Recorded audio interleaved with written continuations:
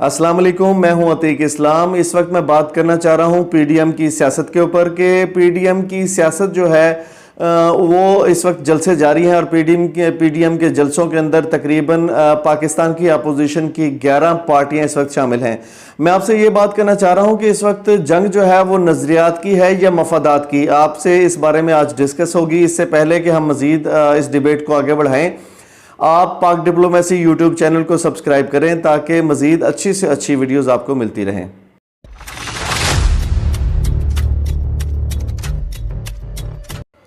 जी नाज़रीन, इस वक्त मैं आपको ये बताने के लिए हाजिर हुआ हूँ कि पीडीएम की सियासत जो है वो नज़रियात पे मबनी है या मफादात पे। तो अगर देखा जाए तो एक लंबी फहरिस्त है कि पाकिस्तान मुस्लिम लीग नून की जमात जो है वो किसी न किसी शक्ल में पाकिस्तान में 30 साल इक़्तिदार में रही है। इसी तरह पाकिस्तान पीपल्स पार्टी किसी न किसी शक्ल में, चाहे वो वफाक हो चाहे सूबे हों, तो वो किसी न किसी शक्ल में पाकिस्तान के अंदर जो है वो शामिल रही है इक़्तिदार के अंदर।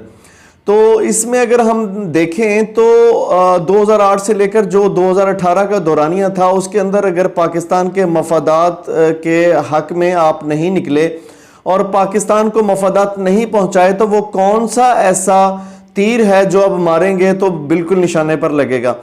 मैं इस वक्त बात कर रहा हूं कि आप मईशत जो है वो मईशत आपने सबके सामने है कि पाकिस्तान ग्रे लिस्ट में जा रहा था आपके दौर में, और इस वक्त पाकिस्तान जो है वो किस टहरे पर खड़ा है, पाकिस्तान को किस जगह पर इमरान खान ने लाकर जो है किस जगह पर खड़ा किया। पाकिस्तान जिस वक्त इमरान खान को मिला उस वक्त ब्लैक लिस्ट हो रहा था, ग्रे लिस्ट से ब्लैक लिस्ट होने जा रहा था। तो पाकिस्तान की मईशत जो है वो एक ज़बरदस्त किस्म के बहरान का शिकार थी। तो आपने कौन सा ऐसा तीर है जो अब मारना है। अब इनके जलसे और जुलूसों में देखें तो इस वक्त भी जो चीज़ हमें नज़र आती है वो ये नज़र आती है कि जनाब जो है वो इमरान खान को निकालो, इमरान खान को निकालो। इस वक्त पाकिस्तान के अंदर कोई भी और शख्स जो है वो इनका तीर का निशाना नहीं है सवाए इसके कि इमरान खान को निकालें। अगर हम देखें तो मरीम नवाज साहिबा की जो सियासत है वो इस वक्त बहुत ही ज़्यादा अजीबोगरीब सियासत वो कर रही हैं। मैं तो ये कहूँगा कि वो जैसे ज़ातियात पे उतरी हुई हैं और ज़ाती बदला लेना चाहती हैं। पिछले दिनों में आपने देखा होगा कि डॉन लीक्स के मामले में पाकिस्तान की इस्टेब्लिशमेंट ने जो है वो इसके ख़िलाफ़ केसेस करने का अंदिया दिया और केसेस करने के बाद की, क्योंकि पाकिस्तान की हसास मालूमात जो है वो लीक आउट हुई थी। तो इस हवाले से जब केसेस करने की बात की गई तो ये ख़बरें भी उस वक्त इस्लामाबाद के ऐवानों में थीं कि नवाज शरीफ साहब ने इस्टेब्लिशमेंट की मिन्नतें करके इस पर केस ख़त्म करवाया और इस पर केस नहीं होने दिया और अपनी बेटी को बचाया। तो वो बेटी जो कि जिसको इस्टेब्लिशमेंट से उस वक्त बचाया गया, पाकिस्तान के गद्दारी के मामला तो उस वक्त सरगर्म थे, तो उस वक्त जो है उनकी ये बेटी जिनको माफ़ कर दिया गया, अभी वो इस्टेब्लिशमेंट के मोहरे बहुत ज़्यादा जो है अपने आप को गिल्टी फील कर रहे हैं कि हमने इनको छोड़कर बहुत बुरा किया, क्योंकि पाकिस्तान के साथ जो गद्दारी के मामला थे वो नहीं छोड़ने चाहिए थे। तो इस वक्त देखा होगा कि आपने नवाज शरीफ साहब ने लंदन से बैठकर जो तकरीर की है, तकरीर का मौजू क्या था। मेरा ख्याल है कि तकरीर का मौजू सिर्फ और सिर्फ पाक फौज थी। पाक फौज को जो है बदनाम किया गया। जनरल बाजवा साहब का नाम ले लेकर उन्होंने जो है वहाँ पर तकरीर की। तो इस सारी सिचुएशन को अगर हम देख लें तो पाक फौज का नाम लेकर जहां पर तकरीर की गई है वो एक नहायत ही भोंडी हरकत थी। पाकिस्तान की फौज जिसके ऊपर जो है बहुत सारे इल्ज़ामात पूरी दुनिया में लग रहे हैं और पूरी दुनिया की इस्टेब्लिशमेंट पाकिस्तानी अफवाज के पीछे है और वो ये नहीं चाहती कि पाकिस्तान की फ़ौज जो है पाकिस्तान का दिफा करे। यकीनन वो इस जगह को मिस्र बनाना चाहते हैं, इस जगह को जो है वो अफगानिस्तान बनाना चाहते हैं। जिस मुल्क की फ़ौज जो है वो नहीं होती, जिस मुल्क का दिफा नहीं होता, यकीनन उस मुल्क का क्या हाल होता है वो कोई जाके पूछे मिस्र से, कोई जाके पूछे इराक से, कोई जाके पूछे अफगानिस्तान से कि उस जगह पर क्या हाल हुआ है। अभी आपने देखा होगा कि दुनिया में एक बड़ी ताकत जो है वो सऊदी अरब है, दुनिया में एक बड़ी ताकत जो है वो यूएई है। उनके पास पैसा बहुत है लेकिन दिफा के हवाले से नहायत ही कमज़ोर ममालिक हैं। वो अपनी दिफा के हवाले से पाकिस्तान की तरफ देखते हैं, वो अपनी दिफा के हवाले से चाइना से मदद मांग रहे हैं।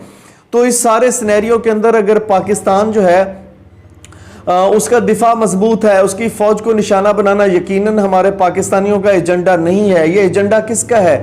یہ ایجنڈا یقیناً ان ممالک کا ہے جو پاکستان کی انٹیلیجنس ایجنسیوں کو ہمیشہ نشانہ بناتے رہے ہیں، پاکستان کی افواج کو ہمیشہ نشانہ بناتے رہے۔ یہ ان کا ایجنڈا ہے، اور ان کا ایجنڈا اگر آپ آگے لے کے چلنا چاہتے ہیں تو یہ آپ کی مرضی ہے، لیکن یہ یاد رکھیے کہ پاکستان کے جو ادارے ہیں، پاکستان کے جو آئینی ادارے ہیں، وہ کبھی آپ کو معاف نہیں کریں گے۔ یقیناً آپ پہ آرٹیکل 6 بھی کسی ٹائم پہ لگے گا، اور آپ جو ہے جیل کی سلاخوں کے پیچھے بھی ہوں گے۔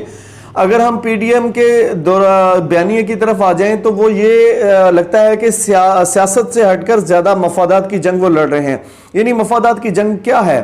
وہ یہ کہتے ہیں کہ نیب جو ہے وہ نیب کو بند کر دو، اینٹی کرپشن کو بند کر دو۔ یعنی یہ وہ ادارے ہیں جو کہ میثاق جمہوریت لندن سے سائن کیا پیپلز پارٹی نے اور پی ایم ایل این نے، دونوں جماعتوں نے جو سائن کیا، اور اپنی مرضی سے جو نیب کا چیئرمین لگاتے تھے، جو اینٹی کرپشن کا چیئرمین لگاتے تھے، اور تمام اداروں کا کولیشن پارٹنر ہونے کی وجہ سے جو وہاں پر جو ہے وہ لگاتے تھے چیئرمین وغیرہ، تو وہ اپنی مرضی کے چن کے لگاتے تھے۔ الیکشن کمیشن آف پاکستان ہو جائے یا کسی بھی ادارے کا چیئرمین ہو جائے، وہ چن کے لگاتے تھے۔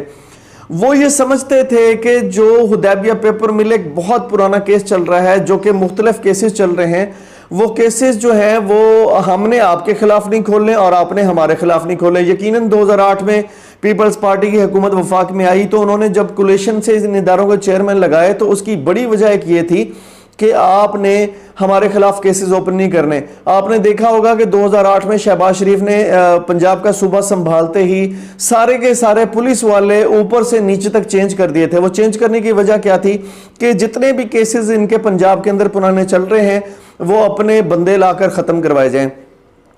اور یقیناً جو ہے وہ انہوں نے سارے اداروں کے چیئرمین لگائے۔ اب آپ یہ جانتے ہیں کہ پاکستان میں جو ہے انڈیپینڈنٹ چیئرمین آئے ہیں جو کہ پہلی دفعہ وہ ہر قسم کے کیسز کو اٹھا رہے ہیں اور ریکوریاں بھی کر رہے ہیں۔ تو اس سارے معاملات میں، ساری کاوش میں ان کی کوشش یہ ہے کہ یہ ادارے بند کیے جائیں۔ وہ کہتے ہیں جناب کہ یہ ادارے جو ہیں وہ عمران خان کے ادارے بن چکے ہیں، جبکہ ایسا نہیں ہے۔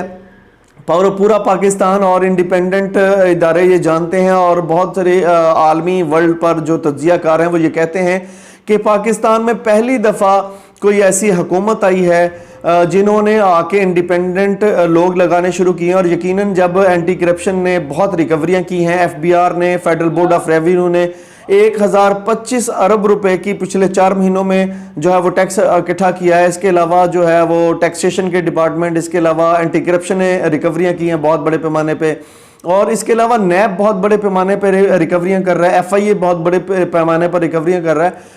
تو یہ ساری ریکوریاں جو ہیں وہ یہ جو کر رہا ہے، ادارے کام کر رہے ہیں، ان کو بیسیکلی ان اداروں سے شکایت ہے کہ یہ ادارے ورکنگ پوزیشن میں ہیں کیوں؟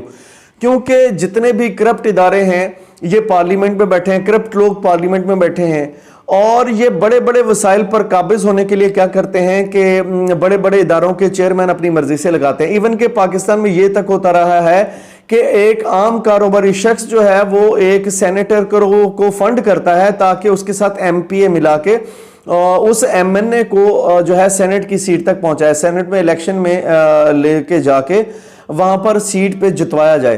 جب ایک سینیٹر بنتا ہے تو وہ اس کے مفادات کی جنگ لڑتا ہے کہ وہ ان آئل ملروں کے لیے جو ہے وہ قانون سازی کرے، ان شوگر ملوں کے لیے قانون سازی کرے، ان کے کیسز کھلنے نہ دے، ان کو سپورٹ کرے۔ پاکستان کے اندر پارلیمنٹیرین ہو چاہے وہ سینیٹر ہو، پاکستان کے اندر ایک جو پیچھے سرمایہ کار بیٹھے ہوتے ہیں وہ سرمایہ کار ان پہ سرمایہ کاری کرتے ہیں، اور یہ پیچھے سے سرمایہ کاری کروا کے اپنے پارلیمنٹ کے اندر پہنچتے ہیں، سینٹ کے اندر پہنچتے ہیں، یا یہ خود اتنے لوگ مضبوط ہو چکے ہیں کہ پاکستان کے اندر یہ لوگ جو ہے سرمایہ کاری کسی سے کروائیں یا خود پیسہ خرچ کریں تو یہ جو ہے وہاں پر پہنچ کر بہت سارے دوسرے سرمایہ داروں کے لیے قانون سازی کرواتے ہیں۔ آپ نے دیکھا ہوگا کہ ملک ریاض جو بحریہ ٹاؤن کا مالک ہے، اس نے پچھلے دنوں میں بہت ساری ہارس ٹریڈنگ میں وہ ملوث رہا ہے، پچھلے 10-20 سال سے ملوث رہا ہے۔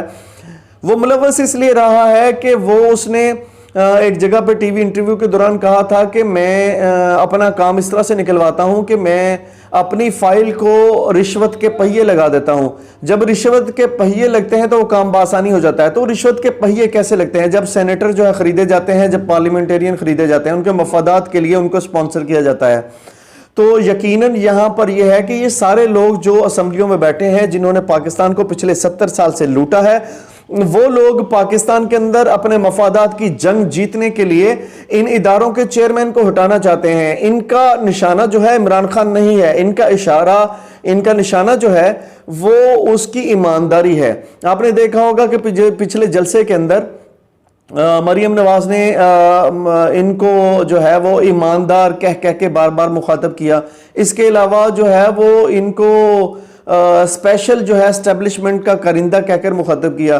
اور نواز شریف صاحب نے لندن میں بیٹھ کے جو ہے جنرل باجوہ صاحب کو جو ہے وہ ان کا نام لے کر ان کے خلاف باتیں کی. تو یہ ساری بہت ہی خطرناک باتیں ہیں. ان کو کانسیکوینسز کا نہیں پتا کہ یہ آنے والے وقت میں اس کا جو ہے ان کو خمیازہ کیا بھگتنا پڑے گا. میں ایک سمپل سی مثال دے دیتا ہوں کہ اس وقت جو ہے پی ڈی ایم تتر بتر ہونے جا رہی ہے. پی ڈی ایم تتر بتر کیوں ہونے جا رہی ہے؟ کیونکہ پاکستان پیپلز پارٹی ہمیشہ اپنے آپ کو بچا کے چلتی ہے. یقیناً انہوں نے لندن میں رابطہ کیا ہے نواز شریف صاحب سے, اور یہ فرمایا ہے, یہ کہا ہے زرداری صاحب نے کہ جو پی ڈی ایم کا بیانیہ تھا وہ بیانیے سے ہٹ کے اگر آپ اپنی جماعت کا بیانیہ, اگر فوج کے خلاف بیانیہ اور مختلف چیزوں پہ آپ بیانیہ لے کے چلنا چاہتے ہیں تو اس بارے میں ہمیں کوئی اعتراض نہیں ہے, لیکن ہم آپ سے الگ ضرور ہو جائیں گے. اور سننے میں یہ بھی آیا ہے کہ عارف بھٹی نے پچھلے دنوں میں خبر دی ہے ٹی وی کے اوپر کہ اس وقت شہباز شریف صاحب نے مریم نواز کو اسپیشلی پیغام بھیجا ہے کہ خدا کا واسطہ کہ پاکستان کی فوج کے خلاف جو ہے بیان بازی بند کی جائے, اتنا خطرناک کھیل کھیلا نہ جائے کہ جس سے واپسی ناممکن ہو جائے. اور یقیناً جو ہے پاکستان کے جو دیگر لوگ ہیں جو یہ سمجھتے ہیں کہ یہ خطرناک جو ہے کھیل کھیلا جا رہا ہے اور اپنے ہاتھ جو ہے وہ آگ میں دیے جا رہے ہیں, تو یقیناً پاکستان کے محب وطن لوگ اور جو تھوڑے سے ذہین سیاستدان ہیں وہ ان کو سمجھانے کی کوشش کر رہے ہیں. لیکن مجھے مریم نواز کی سیاست سے یہ لگتا ہے, پی ڈی ایم کے جلسوں میں جو خطاب کر رہی ہیں اسے یہ لگتا ہے کہ یہ کوئی ذاتی لڑائی لڑ رہی ہیں, یہ کوئی ذاتی جنگ لڑ رہی ہیں. اگر تو ان کا مقصد پاکستان کی عوام کی فلاح ہوتا تو یقیناً پاکستان میں جو مسائل ہیں, جو ان سے کمی بیشیاں رہ گئی ہیں, پاکستان میں مسائل حل نہیں ہوئے, ان کے اوپر بات کی جاتی. اور یقیناً عمران خان کی طرح یہ ایجنڈا لے کے آتے ہیں کہ ہم یہ 4 یا 5 حلقے کھلوانا چاہتے ہیں, اس میں تفتیش کی رہ جائے. نہ یہ سپریم کورٹ میں گئے ہیں, نہ اسلام آباد ہائی کورٹ میں گئے اپنا کیس لے کے. جب اپنا کیس لے کے کسی بھی حوالے سے دھاندلی اور کسی بھی حوالے سے یہ دھاندلی کے الزامات لگانے کی وجہ سے یہ عوام میں گئے نہیں اور سپریم کورٹ میں گئے نہیں, تو آپ کیسے کہہ سکتے ہیں یہ کہ یہ عوام کے مسائل کی وجہ سے گئے ہیں؟ کیا یہ نیب کو مضبوط کرنے کے لیے گئے ہیں؟ کیا ایف آئی اے کو مضبوط کرنے کے لیے گئے ہیں؟ کیا میکنزم پیش کر رہے ہیں کہ ان اداروں کو انڈیپینڈنٹ کیا جائے اور اس وجہ سے کیا جائے, اس طرح سے کیا جائے, اور یہ شرط شرائط ہونے چاہیے کہ پاکستان کے ادارے کس طرح سے جو ہے وہ انڈیپینڈنٹ ہو سکتے ہیں؟ کیا یہ بیانیہ لے کے گئے ہیں؟ میرا نہیں خیال کہ یہ بیانیہ لے کے گئے ہیں. اگر مریم نواز صاحبہ اور دیگر پی ڈی ایم جماعتوں کے ارکان یہ بیانیہ نہیں لے کے گئے اور عوام میں جو اس وقت مہنگائی کا دور دورہ ہے, عوام مہنگائی کی چکی میں پس رہی ہے, جہاں سے ان کو مفادات میں ملنے ہیں, تو کیا یہ بیانیہ عوام میں لے کے گئے ہیں؟ یقیناً پاکستان کے مفادات کا ایجنڈا انہوں نے اپنی گفتگو کو نہیں بنایا, اور اگر اپنی گفتگو کو ایجنڈا نہیں بنایا, اپنے مفادات کی یہ جنگ لڑ رہے ہیں, اپنے پیسے کو بچا رہے ہیں, جو ان پہ کیسز ہیں ان کو ختم کروانے کے لیے یہ روڈز پہ آ کے پریشر ڈال رہے ہیں پاکستان کے اداروں پہ اور آئینی اداروں پہ اور عمران خان پہ, تو یہ ان کی بھول ہے کہ یہ کیسز ختم ہو جائیں گے. پاکستان کے کیسز جو ہیں, پاکستان میں ہونے والے کیسز کرپشن کے, ان کے اوپر بالکل ختم نہیں ہوں گے. جو بھی ان کو ختم کرے گا یقیناً اس کو جو ہے تاریخ اپنے پاؤں کے تلے رون دے گی, چاہے وہ اسٹیبلشمنٹ ہو, چاہے کوئی عمران خان ہو, چاہے کوئی اور ہو. اگر وہ ان کے کیسز کو ختم کر کے این آر او کرے گا, نیشنل ریکنسیلیشن آرڈر کے تحت, اگر وقت کی ضرورت اور اس ملک کی ضرورت کہہ کے یہ عوام کو ایک دفعہ سے پھر جو ہے دھوکہ دینے کی کوشش کریں گے اور اپنا اقتدار بچانے کے لیے اگر یہ کام کریں گے, تو یقیناً جو ہے یہ ان کی بھول ہے, اور وہ این آر او کرنے والا شخص بھی عوام اس کو اپنے پاؤں کے تلے رون دے گی, اور یقیناً اس کو تاریخ کبھی معاف نہیں کرے گی. میرا خیال ہے کہ ایک اور چیز یہ ہے کہ میں بتاتا چلوں آپ کو کہ کل کے میرے خیال جلسے میں ایک اور سیالکوٹی نون لیگی، مشہور نون لیگی، چلے میں نام لے ہی دیتا ہوں، خواجہ آصف تقریر کے دوران اذان ہونے لگی تو اس نے اذان کے دوران کہا کہ اس وقت اذان کی مجھے قسم ہے، اذان کی قسم کھا کر اس نے کہا کہ جناب ہم جو ہے یوں کر دیں گے اور ہم یوں کر دیں گے اور یوں کر دیں گے. جو اذان کی قسمیں کھا کھا کر اور قسمیں کھا کھا کر یہ اقتدار میں آتے ہیں اور کہتے ہیں کہ ہم جو ہے اس ملک کے مفادات کی جنگ لڑیں گے، اور یقیناً جب قسم آتی ہے تو آپ یہ عہد کر رہے ہوتے ہیں کہ آپ یہ اللہ پاک سے عہد کر رہے ہوتے ہیں کہ میں اس ملک کے مفادات کی جنگ لڑوں گا اور کبھی بھی اس ملک کو زیر نہیں کروں گا، اور آ کے اس ملک میں آپ لوٹ مار شروع کر دیتے ہیں تو یقیناً آپ اللہ کے عذاب سے بھی کبھی بچ نہیں سکیں گے، کیونکہ آپ قسمیں کھاتے ہیں، آپ اذان کی قسمیں کھاتے ہیں، آپ قرآن کی قسمیں کھاتے ہیں اور پاکستان کو لوٹتے ہیں. پوری دنیا جانتی ہے کہ بی بی سی کے اندر حالیہ جو انٹرویو ہوا ہے اسحاق ڈار صاحب کا، اسحاق ڈار صاحب نے وہاں پر کیا باتیں کی ہیں. اسحاق ڈار صاحب نے جو ان کے سوالوں کے جوابات جو ہے وہ ہکلا کے دیے ہیں. وہاں پر وہ پریشان ہو گئے تھے اور یقیناً وہاں پر ان سے جواب نہیں بن رہا تھا، اور اچھی خاصی ان کی وہاں پر بی بی سی پہ چترول ہو گئی تھی. تو چترول کس وجہ سے ہوئی تھی؟ چترول اسی وجہ سے ہوئی تھی کہ آپ کے لندن کے اندر جو اثاثے ہیں، دبئی کے اندر جو اثاثے ہیں، آپ نے اتنی بڑی بلڈنگز بنا رکھی ہیں، ان کے جو چیک اینڈ بیلنس آپ کا نہیں ہوا، آپ کے اثاثوں کے اثاثے ہیں وہ کدھر ہیں؟ تو انہوں نے کہا جی پوری دنیا کے اندر صرف ہمارا ایک ہی اثاثہ ہے، ہمارا ایک ہی گھر ہے. تو خدا کا ان کو نام لینا چاہیے کہ وہ کتنے بڑے جھوٹے اور فراڈیے ہو کے بات کر رہے ہیں. کیونکہ آپ نے دیکھا ہوگا کہ پچھلے دنوں میں ابھی آپ کو تصویر بھی نظر آ رہی ہوگی کہ میں نے دبئی کے اندر ایک ویڈیو شوٹ کی تھی ایچ ڈی ایس پلازے کے اندر جا کے، ایچ ڈی ایس پلازے کے باہر کھڑے ہو کے میں نے ویڈیو شوٹ کی تھی کہ یہ جگہ جو ہے وہ اسحاق ڈار صاحب کی ہے، کیونکہ ایچ ڈی ایس جو بلڈنگ ہے حضرت داتا صاحب کے نام سے بنائی گئی ہے اور وہ اسحاق ڈار کی بلڈنگ ہے، اسحاق ڈار کی ملکیت ہے. تو وہ یہ کہہ رہے ہیں پوری دنیا کے اندر میرے اثاثے ہی نہیں ہے. تو یقیناً ایک دفعہ سے دوبارہ وہ پھنس جائیں گے، کیونکہ پوری دنیا کے اندر ان کے بزنس اور کاروبار پھیلے ہوئے ہیں. اس کے علاوہ آسمان کو چھوتی بلڈنگیں دبئی کے اندر ان کی بے بہا بلڈنگیں موجود ہیں، بے بہا پلازے موجود ہیں، اور اس کے علاوہ جو ہے وہ بینگلوز موجود ہیں. تو وہ کہاں جائیں گے؟ لندن کے اندر ان کی پراپرٹی کہاں جائے گی؟ تو میں یہ سمجھتا ہوں پی ڈی ایم کی جماعتیں اس وقت اپنے بیانیوں کو، پاکستان کے مفادات کے بیانیوں کو تو بالکل اس وقت نہیں لے کے آئیں. یہ اپنے مفادات کو دیکھ رہے ہیں، اپنی دولت کو بچانے کا ان کی آنکھوں میں جو ہے خواب ہے. اپنی دولت کو بچانا چاہتے ہیں، اپنے پیسے کو بچانا چاہتے ہیں پوری دنیا کے اندر. اب دیکھیں کہ ان کے ساتھ مولانا ایک شامل ہے، وہ مولانا فضل الرحمان صاحب. وہ کیا کرتے ہیں؟ وہ بھی پوری دنیا کے اندر کرپٹ مشہور، اور وکی لیکس میں آیا تھا کہ انہوں نے امریکن کی منتیں کی تھیں کہ مجھے وزیر اعظم بناؤ، میں آپ کے لیے یہ کر دوں گا، یہ کر دوں گا، یہ کر دوں گا. تو اقتدار کے بھوکے یہ سیاستدان ہیں. مولانا فضل الرحمان صاحب بھی اقتدار کے میرا خیال ہے کہ بھوکے ہیں. اس کی وجہ یہ ہے کہ وہ کرتے کیا رہے ہیں؟ ہر جماعت میں مشرف کا دور ہو، چاہے پیپلز پارٹی کا دور ہو، چاہے نون لیگ کا دور ہو، ہر جماعت کے اندر یہ شامل رہے ہیں. 1 2 سیٹیں 3 سیٹیں یہ لے جاتے ہیں اور اقتدار میں شامل ہو جاتے ہیں اور کوئی نہ کوئی وزارت لے جاتے ہیں. تو یہ جب آتے ہیں اقتدار میں، ان کا فائدہ کیا ہوتا تھا؟ ان کا فائدہ یقیناً پیسہ تھا، ان کا فائدہ کرپشن تھا، اور انہوں نے کرپشن بھی بہت زیادہ کی رکھی ہے. نیب میں ان کے پے کیسز جو ہے وہ کر دیے گئے ہیں اور شروع ہو چکے ہیں.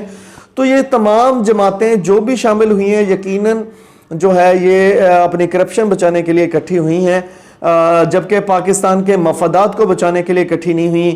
پاکستان کا الیکٹورل سسٹم جو کہ کرپٹ سسٹم ہے جس پہ یہ انگلیاں اٹھاتے ہیں، اس کو ٹھیک کرنے کے لیے نہیں آئے. یہ پاکستان میں جو ہے آئین سازی کروانے کے لیے نہیں آئے کہ کرپشن کا کیسا پیسہ واپس آئے گا.